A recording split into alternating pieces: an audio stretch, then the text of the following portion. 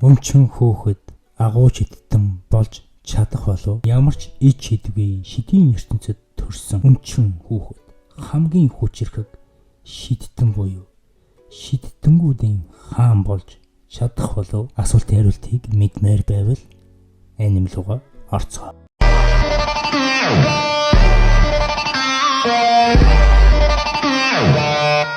Метапиус Дэнчес Үзэгдэл ихлэхэд асрамжийн газар хоёр хүүхэд уйлах чимээтэй цуг тэдний шидтэн болох мөрөөдлийн эхэлсэн юм.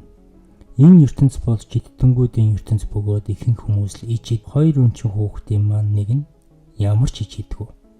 Тэр хоёр асар хурдан өсөж том болж байлаа. Юна хүү салхины шидийг маш сайн сурч чаддаг байсан бол Аста харин тийм бишээ. Жохон гэдгээ мэдэхгүй ч асарч гэлмадаа дурлаж надтай гэрлэж гэж байнга л асуудаг байв. Гэвч гэлмаа хүн гэрлэж болдоггүй шүү дээ. Тэгтээ Аста шантрахгүй дандаа л та надтай гэрлэх үү гэж асуув. Астад ямар ч ичид байсангүй бүр тусалж ичиж. Астагийн мөрөөдөл бол шидийн их мастер болох юм. Юна хүү бусдад хэлдэггүй болохоос бас л ижилхэн мөрөөдөлтэй байдаг. Юна бол шидийг сурахдаа гоц ухаантай л гэсэн үг. Маш амархан сурчдаг бол Аста шид ашиглаж чадахгүй учраас зөвхөн биеийн хүчний бэлтгэл хийж махан биеэ хөгжүүлнэ. Учир нь нэрээдүүд тэр шидэд ертөнцийн хамгийн хүчрхэг шидтэн болох мөрөөдөлтэй юм шүү дээ. Аста өдөр шөнөгүй л ойд бэлтгэлгийн төд удалгүй хүн бүр өөрийн гэсэн шидэд ном байдаг бөгөөд номнууд эзнээ өөрснөө сонгодог аж. Манай хоёр өнчин хүү бас л өөрсдийн номыг сонгох гэж номын санд иржээ. Номыг сонгох гэж биш, ном тэднийг сонгох гэж. Хүн бүрийн гарт өөрсдийн гэсэн шидэд ном нь эзнээ сонгож өөртөө ирнэ нисээд. Хар багасаа л хамт амьдарсан Юна найзыг нь 4 дэлбэтэй хүчрхэг ном эзнээр сонгоно. 4 дэлбэтэй байна гэдэг нь маш хүчрхэг шидтэн болох тодорхой л гэсэн үг аж. Өмнөх шидийн ертөнцийн хаан 4 дэлбэтэй номтой байсан гэд боддогхээр ямар хүчтэй гэдэг нь тодорхой харагдаж байгаа биз дээ. Аста найзгаа ийм хүчтэй байгааг хараад биширсэнгүй харин хэрхэн ийм хүчтэй найзтайгаа мөр зэрэгцэн тулдаж бас яаж илүү хүчрхэг нэгэн болох вэ гэдэг бодол тавтагнаа. Юна татархсан хоёр шидтэн Юнагийн номыг булааж авах гэж оролдоноо. Гэвч Юна амархан тэднийг ялчихна. Харин түүний дараа арай өөр төвшний хүн Юнагийн төмөр гинжээр гинжилж гарна. Дараа нь 4 дэлбэтэй номыг нь хулгайлчихдаг. Яах учраа олохгүй байж байтал нь тухайн мөчт нь ямар ч ичидгүй шидэт номчгүй Аста найзынхаа аврах гэж ичгсэн байдаг. Аста маш их биеийн хүчтэй бас маш их зөрөгтэй нэгэн аж.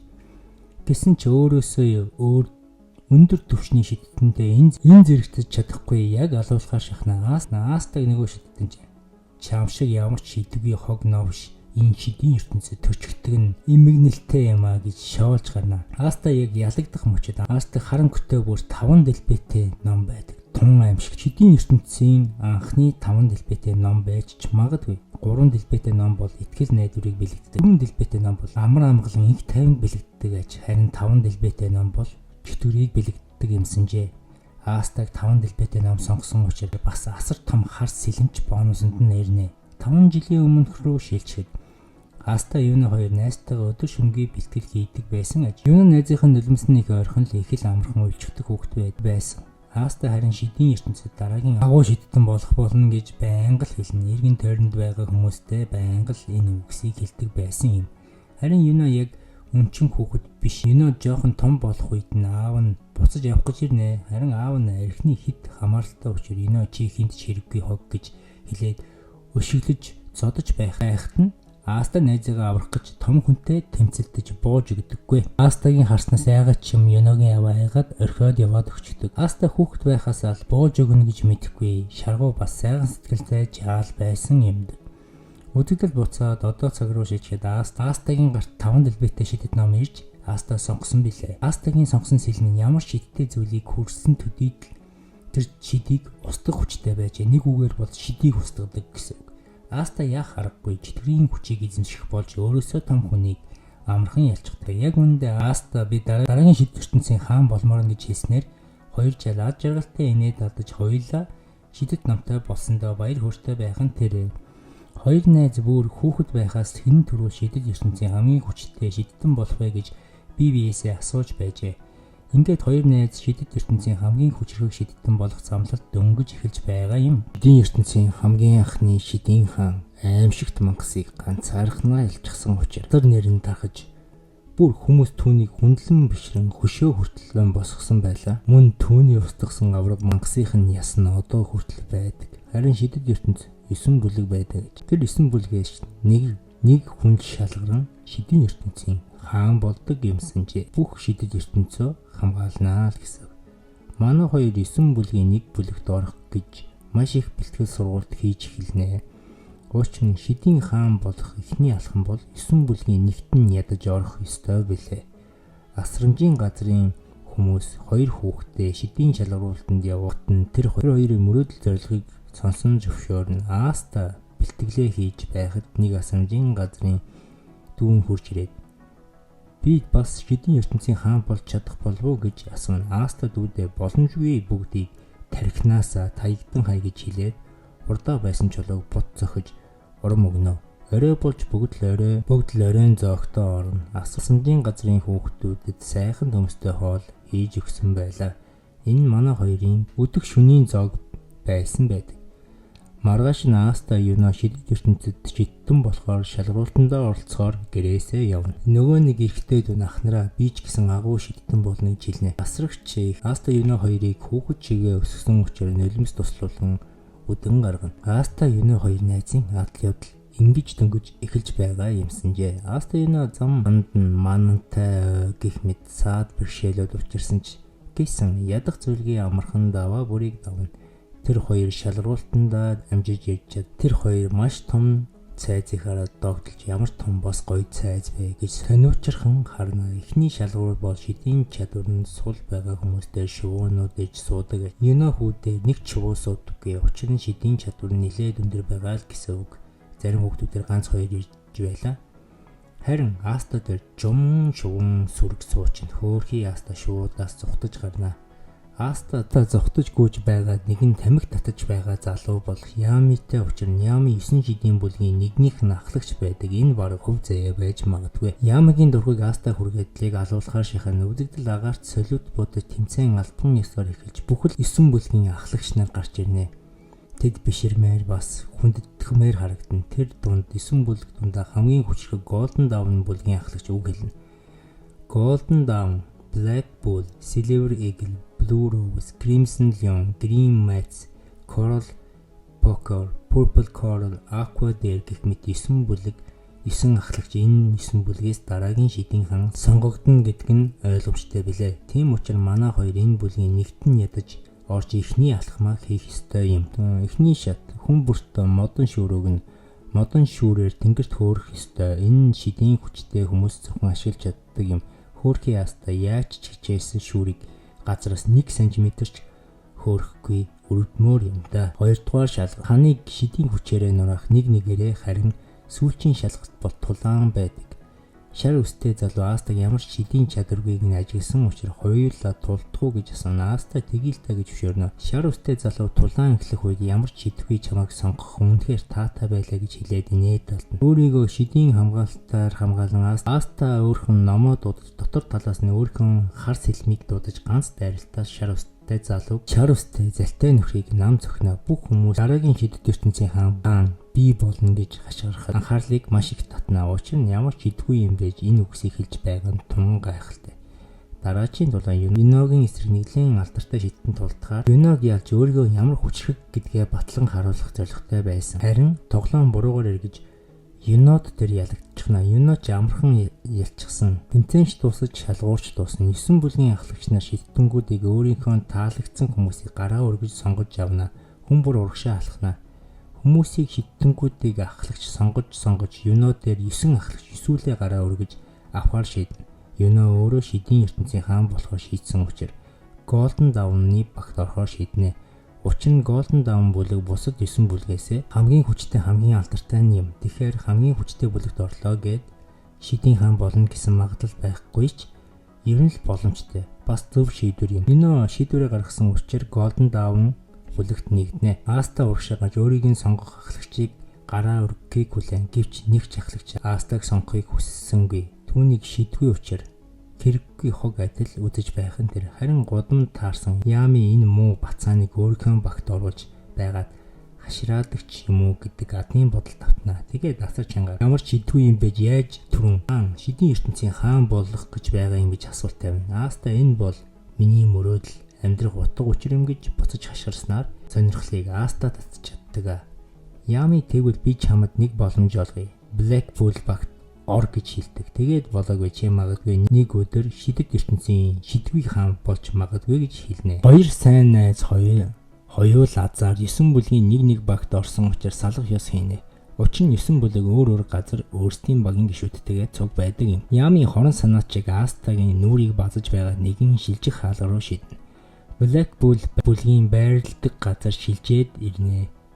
Шууд ирсэн хойно Астаг янз янзын шидийн дайралд ирэх бөгөөд Blackpool-ийн гишүүд нэлээд чирүүхэн гарууд байд. Ями багийн гишүүдэд 50 бай гэж ууртай хан цөм зөкснөөр дараа багийн гишүүд нэг нэгээрээ танилцуулж бүхэл багийн гишүүдтэйгээ Аста хүүг танилцуулна.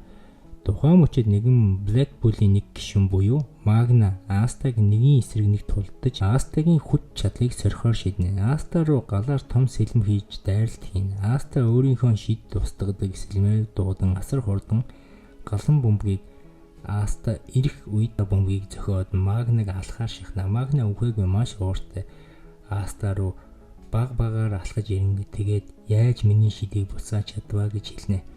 Астагийн толгой руу зөхиод чи мундаг юмаа гэж хэлнэ. Бусад гишүүдч гэсэн Астаг багтаа авч байгаадаа баяртай байна гэж хэлээд Астад Blackpool бүлгийн бэлэг тэмдэг болсон хувцсыг өгнө. Noel руу шилжнэ. Noel Silvan Астаг харж байгаад манад ийм өчүүхэн чадвартай шавж хэрэггүй гэж дотроо бодно. Астаж өөрийнхөө шинэ өрөөтэй танилцж Магнаг ханд. Би өөрийн гэсэн өрөөтэй байж үзээгүй. Би яг одоо маш их баяртай байна гэж Магнад хандаж хэлв.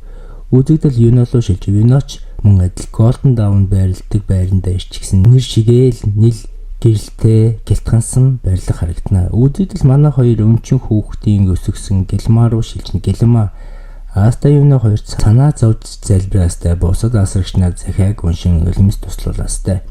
Аста Юнод үнэхээр хайртай байсан бол үзэгдэл Аста руу шилжинэ. Аста өөрийнхөө бүлгийг бусад гишүүдтэй дотн болох гээд явж байхдаа яг замдаа Noel-тэй таарна. Noel тандан сайн уу? Танилцах таатай байна. Би шинэ гишүүн гэж мэдлээ. Noel их цантай угаасаа язгууртан ухсаатай учраас Аста ямар ч чидгүй гэдгийг нь хараад мэдчихдэг. Тэгээд шууд Астаг муу шавж гэж хэлээ. Нэг шидийн бөмбөлгөөр Аста руу дайрсан боловч Астаг биш Магнаг онцгоно. Noel ч гэсэн алдаатай гэсэн үг.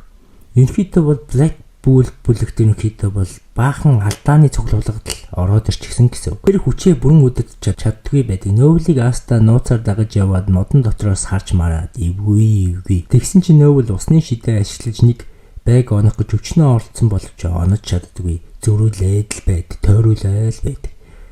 Noel бол язгууртан гэр бүлийнхээ дунд шившиг болсон юм байна лээ. Тэр хүчээ бүрэн ашиглаж чаддаггүй учраас гологдчихсон гэсэн үг. Тун өрөвдмөр ууртай хүмүүс ихвчлэн гологдсон хүмүүс байдаг юм болов да чаавас. Аста ямар ч чидгүй юм байж бас хараад өрөвдөн өөрийгөө яа гэж иж. Тухайн мөчөд Астаг нэг чимээ гаргаад Noel Астаг нууцаар харж байгааг мэдээд уурлаад асар хүчтэй усны дайралт хийх гэж байгаа. Шидээ удирдах чадахгүй ойр хаваараа дүүрэн усан авраг бөмбөлөг үүсгэждэг. Тухайн мөчөд Ями гарч ирэн Астаг ус руу шидэн нөгөө шид устгадаг ил дээрээ завчгиж хашгирна. Аста шидийг устгаж орхив. Noel тухайн мөчөд Астаг хиндэж хэрэггүй шавж биш юм байна гэж би бэлтгэлээ хийх үедээ яг ингэж хүчээ удирдах чадахгүй үед энэ зогсоогоо над хэрэг болох юм байна. Би нэг ашиглана гэж бодно. Тэгээд багийн гишүүдээ харж би чинь энэ багийн нэг хэсэг шүү дээ гэж хоромхон зур бодно. Аста шалбан орсон Noel-ийг татаж босгоно. Энэ хоёр дунд хайр сэтгэлийн гал ассан бололтой. Жан. Маргааш нь Аста шинэ гишүүн учир бүхэл шалыг угааж муухай болсон хувцс хунрыг цэвэрлэж угааж дараа нь бүхэл тоосыг арчиж үнэхээр л өдрийн цай хүртэл бүх юм хийнэ. Өдрийн цай болж бүхэл багийн гишүүдтэйгээ цуг хоолнд орон тухайн мөчид Ями гарч ирэн Магнаг хойлонд нь хийх маш чухал ажил байна гэж хэлээд Магнатай цуг мөрөөдөө тоглоом тоглож бүхэл зүйлээ алдна. Хүүхдүүдээ мөрөөдөө тоглоомоос хол байх хэрэгтэй шүү.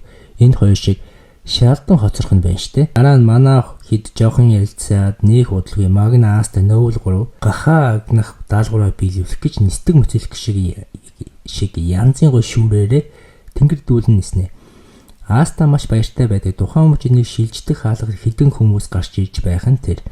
Мөсний шидтэй залуу 3 гахааг амархан устгаж орхино. Харин Аста гахаанаас цугтаастай Магна хэвтэж алжаалаа тайлна. Яг аж жаргалтай харагтана. Магна бол өнгөрсөн амьдралдаа танхаа итгээд байсан юм байна л дээ. Өөрийгөө засаж яваал залуу гэсэн үг. Хөгшин хамгаалагчтай уулзраа тэгээд одоо улсаа хамгаалах 9 бүлгийн нэгт буюу Black Bull орчихсон байдаг.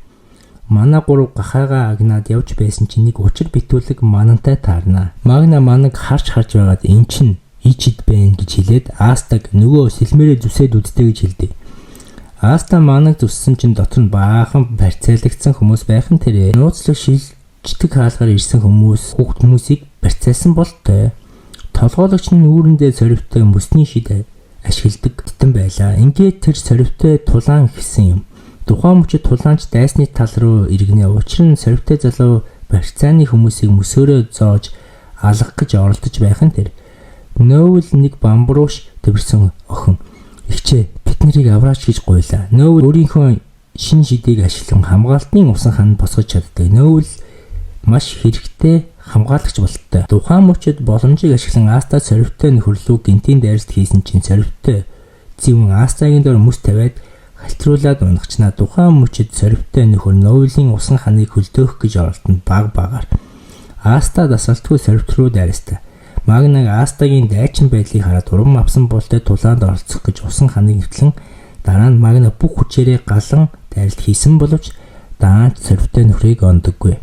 Харин Аста яг өмнөх шигээ галуудын зохиж нууцлаг хүмүүсийн ар нуруулуун зохон сорвтойг цугтан онцохноо сорвт эцсийн мөчид галыг мөсөөрөө унтраах гэж уурлан хашгиран та нарыг би алнаа гэж хэлэх үед Аста мөн шиг том сэлмээрээ дагцсан дундуур нь цөм зөкснөөр сорвтыг унгаж чаддаг. Дараа нь Магна галын шидээр сорвтыг ороож барьж явна. Тухайн мөчид манай 3 хүмүүсийг аварж үл мэдэгдэх 3 хүнийг барьсандаа баярлаж ямиг аваач өгнө гэж бодож байтал нөгөө сорвтой залуу чинь баригдсан 2 хүнтэйгээ зөв өөрсдийгөө алчдаг, устгачдаг, маш аимшигтай. Тэдний зорилго юу юм бол яагаад амиа хорлол сорвт тухайн мөчид нас барсан хүмүүсийг оршуулнаа манай 3.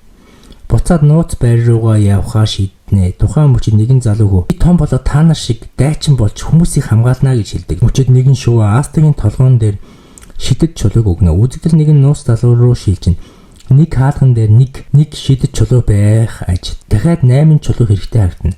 9 чулуу энэ чулуун хаалгыг дээр байршуулах юм бол нэг зүйл болох болтой. Саяны хүмүүс яг юу хүсэж байгаа юм бол тун сонирхолтой. Магадгүй Астагийн толгоон дээр авчирсан шидэд чулууг юм болов. Ямар ч байсан нууцлаг хүмүүс өмсгөл дээр мандаж байгаа нарны болон хан хэрмийн дүрс байдаг. Энэ голден давын өмсгөл байна штэ.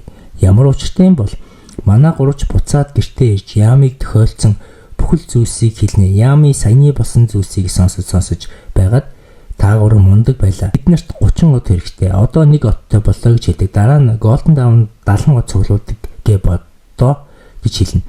Аста сонсоод Юна найзыгаа бодож би яаж илүү их од цуглуулах вэ гэж бодно. Тэгсэн чинь Аста анхны даалгавар амжилттай биелсэн гэж хэлээд уут дүр мөнгө өгнө. Тэр нь бараг 200 мянган төгрөг юм шиг байгаа юм. Энэ шидийн ертөнцийн мөнгийг нь өгч. Тухайн мөчид Венеса гэх эмэгтэй гарч ирнэ. Чи наад мөнгөөрөө дэлгүүр хийх хэрэгтэй гэж хэлээд маргааш нь Аста Noble-ыг аваад хот руу шууд шүүрээрээ ниснэ. Black Bull бүлгийн ихэнх гишүүд ямар нэгэн гаж зан үйлтэй байдаг. Тун хачин Венеса дэлгүүр хийх юм болов гаж зан үйлнэ. Венеса хот дэшний дараа хан нэвтлэх чадвартай байдаг бөгөөд хан нэвтэлдэг юм байна л дээ. Тун ашигтай чадвар байгаа биз. Нэг шар үстэй залуу нэгэн эмгэнд хөзрөөр ялагчсан. Цааш явж байгаа Noble Венеса хоёрыг хараад ямар царайлыг хатагт та нар вэ гэж хэлээд яриа өдөж байтал нь Аста гарч ирнэ. Шар үстэй ийм үзэсэндээ хоёр эмэгтэйтэй ийм тагжаасан заван бацсан юу хийж яваа юм бол гэж дотроо бодлоо. Тухайн мөчид нэгэн эмгэний мөнгийг нэг хулгайч шүүрээ зүхтаачдаг. Тухайн мөчид Аста хулгайчийн хойноос яг л хүн алт шиг нисэн дүүлэн хүн шар үстч гисэн хөөнө. Хулгайчийн чадвар нь манан шиг зүйлээр нисэх юм байлээ л дээ. Аста манангийн сэлмээрээ зүсэж харин шар үст хулгайчийг мөргөн сайхан гар нэлж бариад авчихна. Хулгайч тухайн мөчид хортоос илмээ шар үстийн хөлөнд зоож хордуулнаа. Винаса шар үстийг ямар мундаг юм бэ гэж хэлээд хөлөнд нь хорыг идгээж өгөөд дараа нь хөгшин эмэгтэйгийн мөнгийг буцааж манай Black Bull-ийнхэн өгнө. Шар үст харин хулгайчийг аваа цаашаа явчихдаг. Тухайн мөчид баярлаа хүүхдүүдээ гэж хэлдэг. Хөгшин эмэгтэй. Яг үнэндээ хөгшин эмэгтэй бол хөгшин эмэгтэй биш байдаг. Тэр бол дүрээ хувиргасан шидэт ертөнцийн хаан Julius Novachron байдаг. Тэр сая манай Астаг сорьсон байдаг. Дараагийн сонирхож байгаа хүн бол Юно юм. Юноч бас даалгавар биелүүлж бүлгийн хүмүүстэйгээ зөв явж байдаг. Тэр хаар үүл хаанаас гарч ирсэн бүү мэд гарч ирсэн учрыг нь олох гэж явж байдаг. Амархан учрыг нь олчихноо хідэн хүмүүс байдیں۔ Дараа нь хуучин расамжийн газараа очиж өөрийгөө сайн байгаа гэдгийг харуулна. Тэгтээ яг үнд бол харуулах гэж жаагүй зүгээр даалгавар биелүүлж явж байгаа. Юнотой цуг байгаа учраас сайхан дайлна. Юногийн чихэнд Аста биднэр рүү анхныхаа цалинг явуулсан учраас бид нар дажгүй байгаа гэж хэлнэ. Тухайн мөчид асрагч Гэлэмаг Юногийн багийн гишүүн гараад уулзъя гэж хэлээд асрагч Гэлэмагийн аммагийн дарж яхад ухаалдуулаад аваад өвчдөг. Яг үүндээ багийнх нь гишүүн биш байдаг бөгөөд багийнх нь гишүүнийх нь дүр төрсэн дайсны төлөлийн нэг хүн байдаг. Юно асрагч Гэлэмаг аврах гэж байгаа нэгэн үл мэдэгдэх ойлоорж нэгэн зал Юныг ойртох үед үл мэдэгдэх залуу ойртох юм бол хайртай Гэлэмаг чинь шатаагаад аалчихын шүү гэж сүрдүүлнэ. Юно хамт явж байсан шилтэй залуу манан гаргаж дараа нь галын шидтэй залууг амархан агаарт шидэж орхино. Дараахан дайралт хийж байсан нөхдийг амархан бариад тавьчихсан тун амархан тухайн мөчид хар нөмөрхтэй хүмүүсийг бүгдийг нь манай шидэт улсын хүчрэг хан Julius бариад хүлчихсэн байх нь тэр. Ер нь даалгавар нь дуусчихсан Golden Dawn мөн нэг од авч чаддаг. Үзэгдэл Julius руу шилж хаан хүн учраар нэгэн цэнхэр үстэй төшөмлөн ч юм уу нэг хүн загнуулна. Юун хэрэг төвөгт орооцолтод яваад байгаа юм бэ? Black Bull руу үзэгдэл шилж байна. Аста нэг гар дээрээ нуруунд дээрээ магнаг суулгаж байгаа сүнэгаад сүрхий. Нэг хөдөлгөй Black Bull-ийн шилждэг хаалгаар хамтдаа нэг зүрөө шилжнэ. Тэр хаалга дотор зэцгэн мангас байдаг бололтой. Нөөллөө яг зэцгэн мангас дайраад нөөл Аста хоёр яг өгөхээр шахна тухайн мөчөд хаанаас ч мэдгүй Юно өөрийнхөө багийн гишүүдтэйгээ цуг гарч ирэн мангасын ам руу ус цутгаж гаргана. Хоёр найз бие биеэ хараад нилээд инээд далдаж баяртай харагдана. Ямар ч байсан энэ хаалгыг цэвэрлэх Golden Dawn болон Black Bull хоёр хоёулаа ижилхэн даалгавар авсан бололтой. Хоёр бүлэг нэгдэж байгаа бодвол нилээд аюултай хаалга байж таараа. Ямар ч байсан хоёр бүлэг хоорондоо сайхан танилцах гэсэн боловч аман зөрөөд байх нь тэрэ. Тэгээд шилтэй нөхөртөө манай Аста маргалдаж хин төрүүлж хаалгыг цэвэрлэхийг үзчихье гэж уурлаад тал тишээ салаад цаашаа явна. Тухайн мөчөд хаан Julius Синти дээр байдлыг ажиглаастай. Яг тэр мөчөд хаалга дотор Lotus of Abuse гэдэг нэртэй нууцлаг нөхөр байдаг. Тэр нөхрийг Black Bull-ийн нэг гишүүн хамгийн түрүүлж олцоход таарч барих гэж оролдоно. Даан чаддаггүй. Lotus үнэхээр хурдан хөдөлгөөнтэй нэгэн байх нь тэр. Мөн Lotus-ын чадвар нь хар манан гаргах байлаа. Тухайн мөчөд Golden Dawn-ы бүлэг нэг том хаалганы гадаа ирчихсэн байдаг. Хаалга нэгдэх зэрэгцээ Golden Dawn-ы эмэгтэй гишүүн рүү кристаллаар дайралт хэрнээ доторх хийж гимтээж ирхэн. Дотор нь духан дээр алмаз шиг зүйлтэй нэгэн хүү зогсож байна. Түүний нэрийг Mars гэдэг. Үзэгдэл Black Bull руу дахин шилжиж Lotus-тай тулдаж байх цахилгааны идэвхжүүлэл зогсож байх нь тэр. Black Bull хүүхэд байхдаа л нэлээд хүчрэг цахилгааны шидтэй төрчихсөн шидтэй юм. Харин тухайн дайралтыг Lotus манангаараа амархан зогсоож чаддаг. Тухайн мөчөд Golden Dawn-ы баг руу үзэгдэл шилжинэ. Юногийн багийн эмэгтэй гишүүн өөрийгөө эмчилж байдаг. Эмэгтэй гишүүн нугасаа эмчлэх чадвартай. Юно харин түрүүний хүчтэй дайралт хийсэн нөхөртөө тулдах гэж зогсож байх нь тэр. Хоёр талд тулаан болж Аста Нойл хоёр өөрийнхөө багийн гишүүн Лакийг аврах гэж манан Lotus-тай тулдаж эхэлнэ. Аста манаг завчиж гарна. Аста Юно хоёр найс нарыгаа аврахын тулд амнасаа ч золиослож чадхаар иж зөрөгтэй хүмүүс юм. Lotus нөхцөл байдалд тааруулж хар манангаараа Black Bull-ийг бүх гишүүдийг буюу 3 гишүүнийг өрхөнд оруулна. Өөрийгөө оногдоход хэцүү болгож байдаг. Гэвч Аста дайрсаар байгаа Lotus-ыг амжилттай зөхөж чаддаг тун гайхалтай. Үзэгдэл Юно руу шилжихэд Юноч цагаан үстэй Марс руу дайрсаар байдаг. Өөрийнхөө салхины дайралтаар дайрна. Гэвч цагаан үстэй Марс залуу хөө Юногийн дайралтыг амархан эвдэлж чаддаг тун хүчтэй өрсөлдөгч болтой. Лотус харин хар манангаар машин хийчихсэн Блэкпулын багаас зүхтэж байдаг. Учир нь Астагийн дайрал Лотусыг нэлийн хүчтэй гэмтэж чадсан байлаа. Харин эсрэг талын тулдаж байгаа Марс бол арай л илүү хүчрхэг өөр нэгэн байдаг. Юноч өөрийн багийн хүнтэйгээ хамтдаа дайрсан ч хялбархан дайралтыг нь зогсоож мөн Юногийг бууж өг эсвэл өөх гээд дайрах мөчөд Юноч бууж өөхө огтхонч бодлого байхгүй харагдана. Марс яг Юног устгах гэж дайрах мөчөд Аста дайралтыг зогсоож чадна. Ингээд Golden Dawn Blackpool нэгдэж Аста Юно хоёр ерөнхийдөө бол Марстай тулдахаар болно. Марс өөрийнхөө олон хөлбөрүүдийг бүтээж тоогоо тэнцвүүлнэ. Астал зөвхөн ямар ч шидийг сэлмээрээ устгадаг учраас Марсын хөлбөрүүдийг амархан нэг дайралтаар устгаж чадаж байх нь тэр. Марс Астагийн биеийн хөгжлийг хараад маш шаргуу хөдөлмөрсөн гэдгийг ойлгоно. Астач дайрах тусам илүү ядарсаар байдаг. Учир нь эцсийн хүчээ Аста шахун Марсыг дэлгэв зогсноор ялж чадна. Марсч баригдаж Марсыг барьж шидийг нь хорж чадна. Golden Dawn Blackpool цаашаа хамтдаа хаалгаар эвдэлж орсон чинь бөөн алт эрдэнэс гайхамшигтай. Аста харж байгаа юмдаа ч итгэхгүй байж үзэж байгаа харагдана. Юно харин тэнд байсан хуулиастай бичгийг очиж уншиж үзв. Тухайн мөчөд асар хүчтэй гэрэл цацарна. Аста харин ханан дээр байгаа алтан товчлуурыг хараад дарахыг хүслээ. Тухайн мөчөд Марсыг хорсон шидийг Марс устгахчихсан нилээ дууртай зогсож байдаг. Ууг нь ихэнх шидэнгүүд нэг шид ашиглаж чаддаг бол Марс бас галын шидийг ашиглаж чаддаг учраас шидийг устгаж чадсан байдаг. Марс шууд техник дайралтаар Ноулыг гэмтэж газар унгаж ирэв. Энэ үйл явдлыг харж байсан Астагийн уур хилэн бадарч Марс руу галзуу хүншил чарлаад дайрлаа. Гэвч энэ удаа Марс Астагийн тулдах арга барилыг мэдсэн учраас Астаг амархан газар унгаж ирэв. Астач найз нараа хамгаалах ёстой гэж хэлээд дахин Марс руу дайрдаг. Марсыг маш хүчтэй унгаж чаддаг. Харин Аста хамаг хүчээс шавчихсан байсан болохоор өөрөө ухаалдаж унана. Марс нэлээд хэрсгийн нөхөр байсан байдаг. Тэр хамгийн анх хүн алж үзэхдээ хамгийн сайн найзаа алчсан алуурчин байдаг. Тийм учраас хоёр шидийн хүчтэй байж. Гэхдээ найз нь бол Марст үнэхээр л чин сэтгэлээсээ итгэдэг байлаа.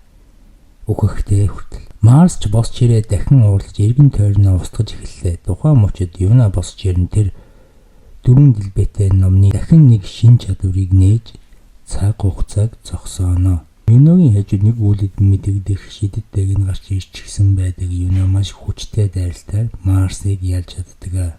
Марс ялгцсан учраас хаалга нурж манай хэд хаалганаас хамаг чадлаараа гарах гэж хичээнэ. Амжилттай ч гарч чадна. Харин тухайн мөчөд Марсыг Лотус аварчихсан байдаг. Марсын асуурсан найз нь чи гаднах ертөнцийг үзэх ёстой гэж хэлж байсан юм байлээ л дээ.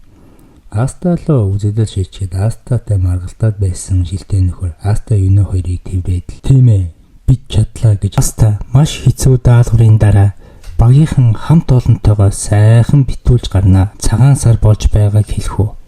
Ями Астагаар бахархаастай. Сайхан битүүлсний дараа Аста ганц анд болох Юногийн багтай очиж уулзна. Тухайн мөчөд Юногийн багийнхан бүгдээр л Аста дуртай болчихсон байдаг. Юногийн багийн шар өстэй охин Астаг харахаар сүрхэн хурдан зохилж байгаа гэдгээ хэлнэ. Энэ үйл явдлын дараа Аста Юно шидэт улсын хаан болох Жуластай уулзна. Жулас саяны болсон үйл явдлаар Аста Юно хоёроор бахархаж багийнх нь гişүүдээр нь ч гэсэн бахархаж байл. Жула нэг ном уншиж байгаад Юногийн шинэхэн сурсан шидийг нь уншиж мэдээд чи үнэхээр гайхалтай шид сурсан байх шүү гэж уулга алдна. Аста ч өөрийнхөө бүх шидийг устгадаг сэлмийг хаанд бариулж үзсэнгээ сэргэлэн зан хөл би яаж тань шиг шидэт улсын хаан болох уу гэд асуугаад дамжчихна. Хаан чинээ дата за ямар ч байсан намайг дагаад ордон руу ор гэд улаан хивсээр бүгдээрээ хамт алхана. Ордон руу дагуулж орж маш олон сэхэтэн болон хүчрэг шидтэн болгоныг харах завшаан болт. Аста ордны амттай хоолыг чадхаараа идэх зөөр Ноулийн таньдаг хүн Ноулын дээрээс албаар аягтай ус асгана. Ноул эвгүй байдалд орох үед Аста уурлаж сэлмээ суглаж орхино. Астаг нэгэн өөр шидтэн эсээр бүрхэж авахд Аста шидийг ажиллахгүй болгож дараа нь ууртаагаар чарлалж эхэлнэ. Аста асарч ангаар би нэг л өдөр шидэд улсын хаан болно гэж хашгирна. Нөөвл Неба гэх сая хэлсэн үгийг сонсоод шууд Аста руу дайрна. Энэ гурав яг ихэр юм шиг цагаан үстэй шидэнгүүд нь нөөвлөнгийн хамаатнууд юм шиг байгаа.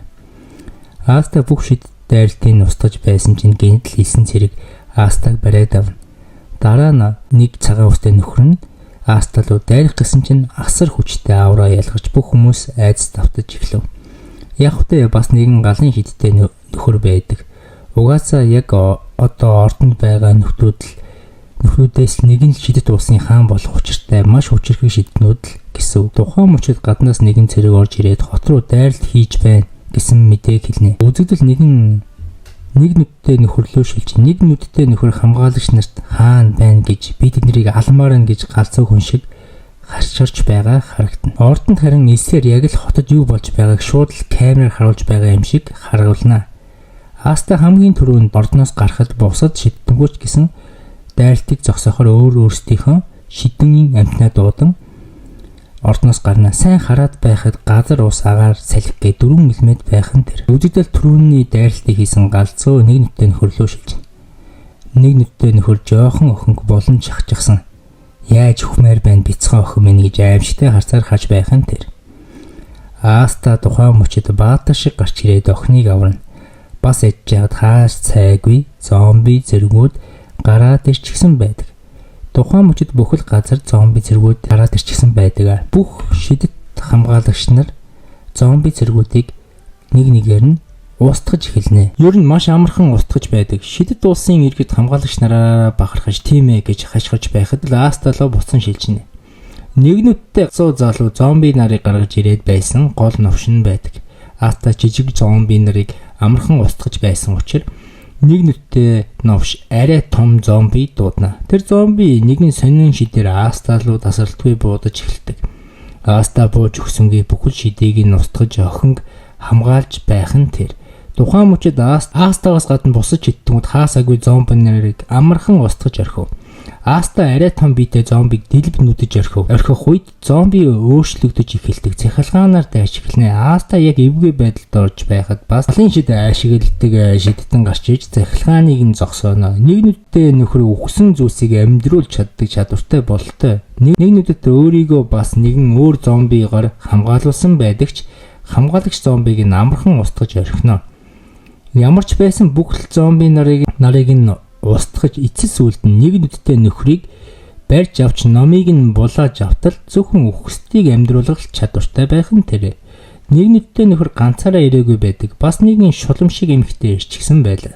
Харин тэр энгийн хүмүүсийн залуу насыг нь хулгаж дараа нь юнотой ярилцаж байгаа харагдана.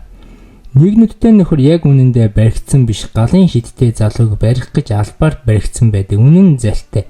Дараа нь хар сүудэр гарч ирж галын шидтэнг нэг учир битүүлэг газар руу шилжүүлж орхино. Харин тухайн мөчид Юно шулам эмэгтэйтэй тулдаж байх нь тэр. Юно яг үнэндээ би балбуулж гарна. Юно тэгтээ бууж өгсөнгүй. Учир нь Аста найзынхаа хизээч битгий бууж өгөөрэй гэсэн үгийг санаж зогсоно. Өөрийнхөө шин сурсан шид болох шидэт дагнаа дуудан тухайн мөчид галын шидтэн нэгэн цагаан ертөнцөд ирчихсэн. Яах учраа мэдэхгүй зогсоно. Мөн нэгэн хүнийг хараад гайхширч орхино. Үдэгдэл буцаад Юно руу шилжин. Юно нөгөө эмэгтэйг хөвгчөртлэн дэлгэв зөксөн байдаг. Шулмын чадвар нь хүмүүсийн залуу насаар шидээ буцаж нөхөх байдаг.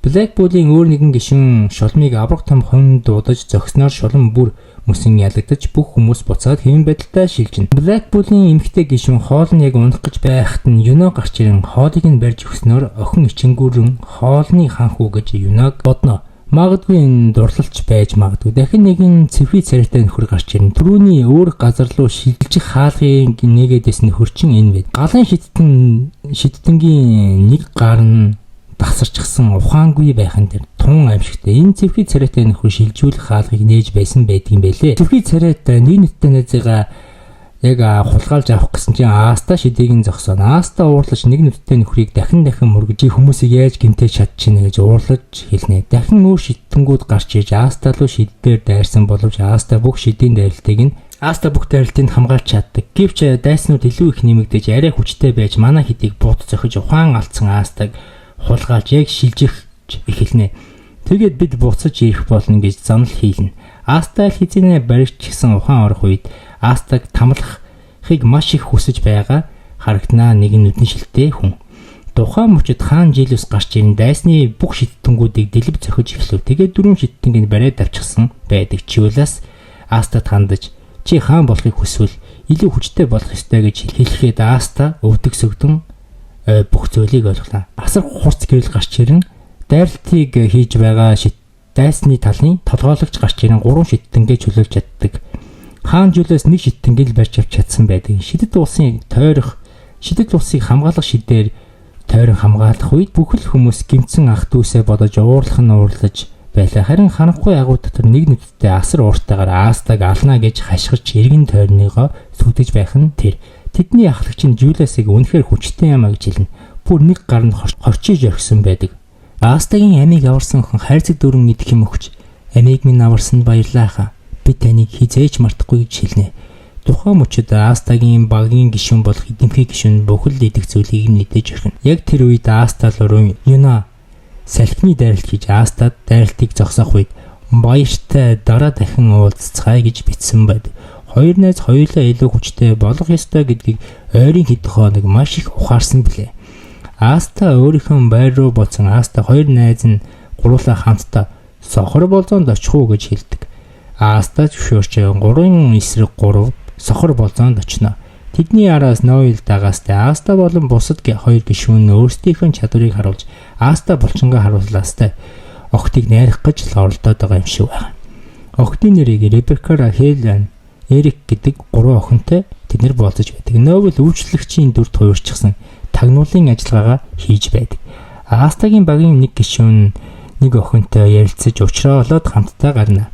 Эцэст нь Аста улаан үстэй болох Ребекка охинтой үлдэж дотроо хөөхтэй болчихсон ажиргалтай амьдарч байгаагаар төсөөлнө. Гоё үйл явдал дээр нэгэн сохтуу хүн гарч ирэн тэр хоёрын яриад саадуулнаар сохтуу нөхөр эмэгтэйд төвөг удаж эхэлнэ. Аста сохтуу залуу ширээнд савчид дараа нь болзооны газраас гарна. Аста охтонд хандаж миний зөв сэтгэл ганцхан хүн байгаа юм байна. Тэр бол асрагч гэлмаа минь гэж хэлдэг.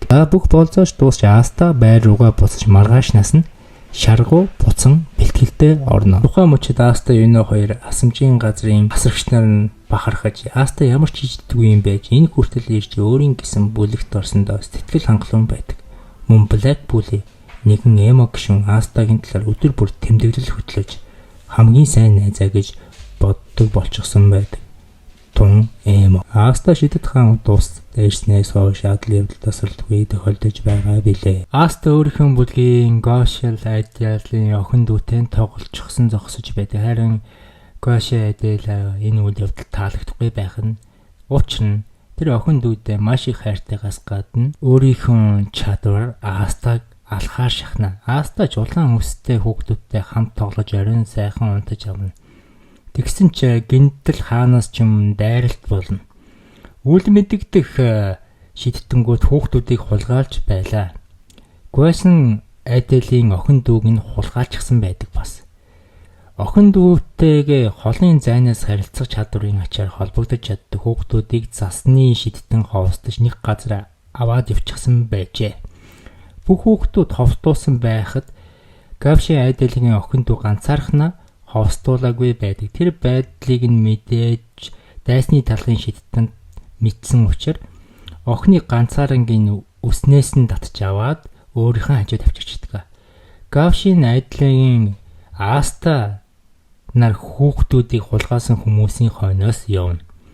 Тэд агуун үүдэн дээр эртэл нэг хүү олж ховстуулсан байдалтай байдаг. Ховсыг нь амжилттай арилгаж чаддгаас гадна Гавшин Айдялийн охин дүүтийн төлөө хамгийн түрүүнд агуу руу орж дайсны шидэнгүүтэд тулдаж эхэлнэ.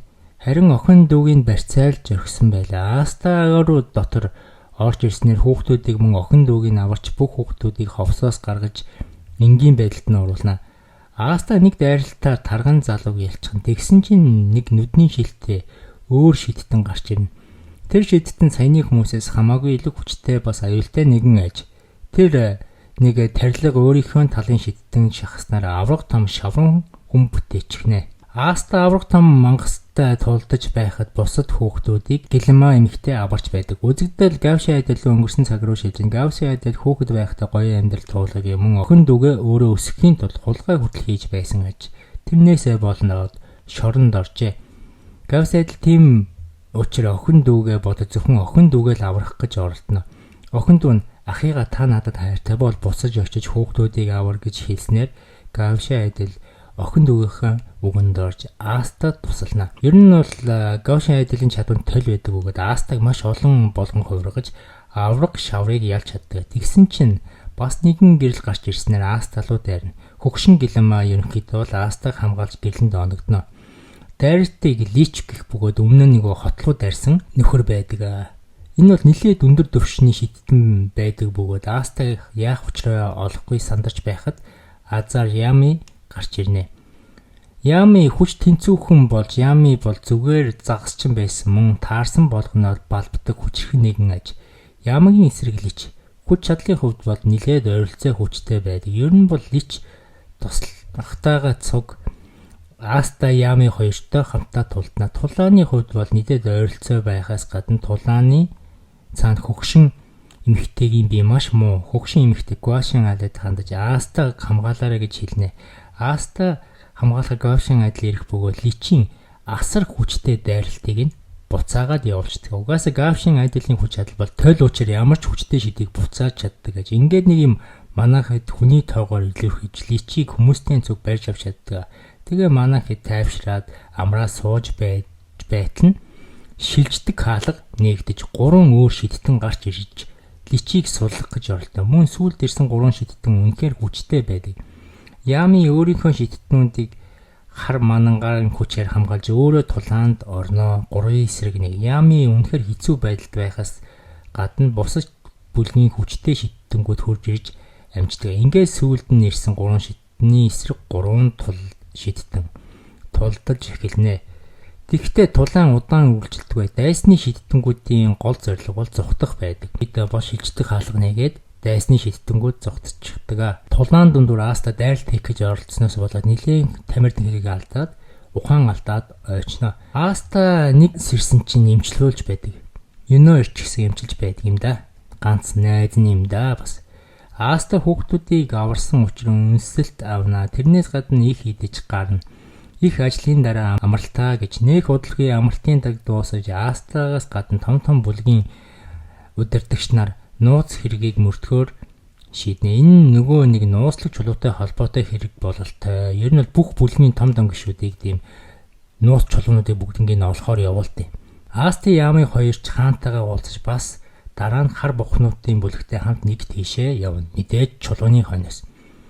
Эхлээд явж байхдаа далайн ирэг дээр очиж альчаалаа тайлаад манайхид амарч авна. Ямар ч хандаг юм. Яг энэ сайхан зугаа цангаж байхад Ями гарч ирж гişүүдтэй хандаж ажлаа хийцгий гол зүйлдээ төвлөр гэж уурлаа. Ингээд хар бухнууд бэлтгэлээ хийж эхлэв. Нойвол тэр дундаа хүчээ удирдах чаддаггүй. Нойвол бол хүчээ удирдах чадахгүй байсан шалтгаан нь Нойволд гоё дурсамж байдаггүй. Ягаад ч юм бүү мэднийг дуучин охин дуулаад гарч ирснээрээ Нойволд гоё дурсамж өгөөд тэгээд Нойволын эцсийн мөчөд өөрийнхөө хүчийг анх удаа зөв удирдах чаддаг гайхалт. Нойвол хүч чадлаа удирдах сурснаар манай хар бухнууд усан доошоо нэг юм уу орчтэй. Усанд орох нууцлаг хот байх бөгөөд хотын иргэдтэй уулзч чаддаг. Хотын иргэд манай хэдийг маш найрсаг угтаж авдаг. Тэгвэл тэр нь зүгээр баг төдий байдаг. Яг үнэндээ усан дооторох хот тийм ч найрсаг биш. Ямигийн хар бухнуудыг өөрийнх нь гишүүдтэй тулдуулах ер нь бол хар бухнуудыг нэгээр нь усан дотор шийдэнгүүтээ тулдуулна гэсэн үг. Нэг тийм уламжлал шиг л зүйл заяа гэсэн үг. Мэдээж тулдаж эхлэн тулаан ширүүхэн бас ойролцоо хүчтэй байдаг. Тэгсэн чинь нэг арслан шиг юм гараад ирдэг. Энэ болохоор нөгөө нэг бүр түрүүний бас 3 дайсны шидтэнгийн нэг нь байдаг. Арслан шиг нөхөр хотлоо дайрахаас гадна өөрийнхөө 4 шидтэнтэйгээ цуг ичгсэн байдаг. Арслан шиг нөхөр усан доторх хотоос нууцлаг чулуу хайж байдаг. Арслан шиг нөхөр хар бухнуудтай тулдаж эхэлнэ. Тэр нэлээд өндөр түвшний шидтэн учраас ялахад үнэхээр хэцүүхэн байлаа. Аста тулаан дундуур яарч ирэхээс аль хэзээний хар бухын 2 гишүүн ялагдчихсан байлаа. Тулаанч хаасайгүй болж манай хэд ч тулдаж гарна. Яг тухайн мөчөд Аста арслан шиг нөхөрт ер нь л бол зодуулж эхэлдэг. Астад туслахаар Нөвэл найзтайгаа цуг ирнэ. Гэвч арслан шиг нөхөр ядах хөмгийн бүгдийг алхахаас гадна Нөველийн найзыг нь яг алхаар шахна. Нөвэл уурлаж усны луу гэх шин дайрал дээр арслан шиг нөхрийн гарыг нь дастаж чаддаг. Арслан шиг нөхөр уурлаж духан дунд нь дахиад нэг нүд гарч ирснээс гадна буцаад тасарсан гар нь урагчхна. Арслан шиг нөхөр нь Нөвэл рүү дайрах үед Аста дайралтыг нь хамгаалж чаддаг. Аста өөрийнхөө багийн гишүүдтэйгээ цугтаа бүгдээрээ арслан шиг нөхрийг пойлдож эхэлнэ. Үнэхээр л гар нийлж арслан шиг нөхөр хичнээн хүчтэй байсан ч гэсэн манай хэд тасралтгүй дайралтаа хийсээр байлаа. Маш их дайрсан учраас арслан шиг нөхрийг ер нь бол гэмтэж чаддаг. Аста найз нөхдөдтэйгээ хамжиж арай гэж арслан шиг нөхрийг өвдөг сүгдүүлж ялж чаддаг. Гэвч арслан шиг нөхөр эцсийн мөчөд асар их уурлаж өөр хувиралд орно. Бүгд яг учраа олохгүй хамаг хар бунхнууд ерөнхийдөө бол сүлдсэн байх үед нь Ями буюу толгойлогч нь гарч ирээд өөрийнхөө харанхуйн дайралтаар арслан шиг нөхрийг амархан ялчхна. Түүнээс хойш туслахгүй байсан зүгээр өөрхөн багийн гишүүдтэй дуршлаг болохыг хүлээгээл хараад сонжоол байж исэн болтой. Ер нь бол гол зорилгодоо хүрч Ями чулууг авч чаддаг. Бүгд шархаа дараа нь эмчилгүүлнэ. Усанд орох эмчилгээний газар. Дараагийн өдөр Ями Астад хандан чи үнэхээр шитгэний хаан болохмоор байна уу? Тэгвэл одоо байгаагаас ч илүү хүчтэй болох ёстой гэдгийг сануулна. Астач угаасаа би шитгэний хаан болно гэсэн бодсоор л байдаг. Мөн манай хэд хот руугаа амжилттай буцаж чадсанаа Black Clover-ийн 1-р үлрэл энэ хүрээд дуусч байна. Ерөнхийдөө бол энэ аним нь 50 ангитай. Тэгээд ерөнхийдөө 4 сизнээс бүтэж байгаа шүү. Тэгээд 2-р үлрэл нь аль хэдийн нэттэй хийчихсэн байгаа шүү заяа. Тэгээд та нар 2-р үлрэлийн үзмээр бол миний хийсэн хичээл хөтөлбөрийг үнэлээд 50,000 үзэлт хийгээ. Тэгээд subscribe дараагаа бол subscribe дараад явчаарай. Тэр болгоноос ч би урам аваад дараагийн бичлэгээ оруулдаг шүү. Тэгээд 4-р бүлэг хүртэл нь гарчихсан байгаа гэж би хэлсэн шүү дээ. Мэдээж та бүхэн маш их лайк тавьж, маш их subscribe үсгэх тусам би маш хурдан бүх бүлгийг нэг-нэгээр нь яриад дуусгачих болно. Тэгээд лайк сабаа дарж намайг дэмжээрэй. Та бүхэндээ би дуртай шүү. Гарны гэрэлтийн дээгүүр алхлаа сонин мэдрэмж надад төрн хаасайгүй одод анивчиж хаана байгаагаа мэдхээ байлаа. Нүдэн анаад нээтэл гинэт сонин газар байх чинь газар байсан номыг аваад ууштал би бүгдийг ойлгов. Бага газар минь нэг л хачин хаасайгүй антид дэргэлд нэг л мэдгэд нэг нь над руу догшин харцаар хараад байх чинь айд сандран гартаа байсан чулууг аваад атгаад дайрлаа. Нэг л мэдгэд гүрээнийхэн суцыг балбсаар байгаа цусан сагл.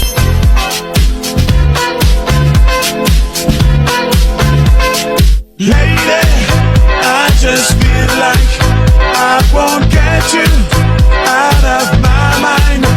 I feel love for the first time, and I know that it's true. I can't tell by